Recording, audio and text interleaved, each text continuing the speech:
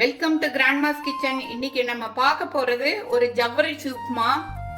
அதுக்கு ஒரு 200 ml ஒரு 3 பேர் சாப்பிட்ற மாதிரி அளவு இருக்கிற மாதிரி நான் எடுத்திருக்கேன்.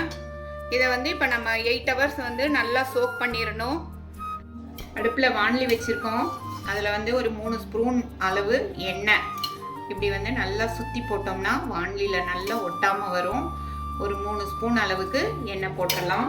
1/2 ஸ்பூன் கடுகு, 2 ஸ்பூன் அளவுக்கு உளுத்தம்பருப்பு, ஒரு கொத்து கருவேப்பிலை, 3 சிகப்பு மிளகாய் ஸ்லிப் பண்ணி வச்சது, ட்ரைன் பண்ணி வச்ச ஜவ்வரிசி. இதை கொஞ்சம் கலக்கலாம். கலக்கிறப்ப அது ஒரு மாதிரி கிளாஸ் ஆட்டம் வரும். அது வரைக்கும் கொஞ்சம் ஒரு 2 minutes கலக்கினா போதும். இப்போ 2 minutes ஆயிடுச்சு. இப்போ இதில் இந்த வேக வச்ச பாசிப்பருப்பை போட்டுடலாம்.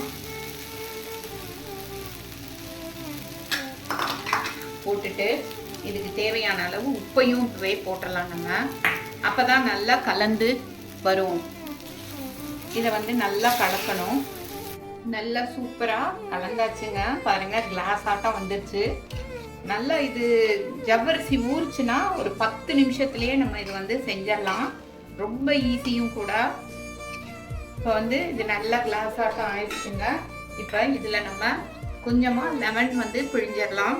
லெமன் பிழிஞ்சு நல்லா கலந்து விட்டுறலாம். கலந்து விட்டுட்டு இப்போ தேங்காயும் போட்டுட்டு அதையும் நல்லா கலந்துடலாங்க. ஒரு வித்தின் 10 minutesல நம்ம நல்லா 8 hours சோக் பண்ணிட்டோம்னா ஒரு 10 நிமிஷத்துக்குள்ள நம்மளோட ஜவ்வரிசி உப்புமா சூப்பராக சுவையாக ரெடி ஆயிருங்க. இதுக்கு மேலே கொஞ்சமாக கொத்தமல்லி தூவி இறக்கிடலாம். நம்மளோட ஜவ்வரிசி உப்புமா சூப்பராக சுவையாக ரெடி ஆயிடுச்சு.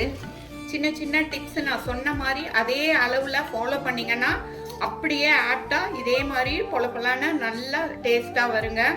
தேங்க்ஸ் ஃபார் வாட்சிங் அவர் கிராண்ட்மாஸ் கிச்சன். தேங்க்யூ.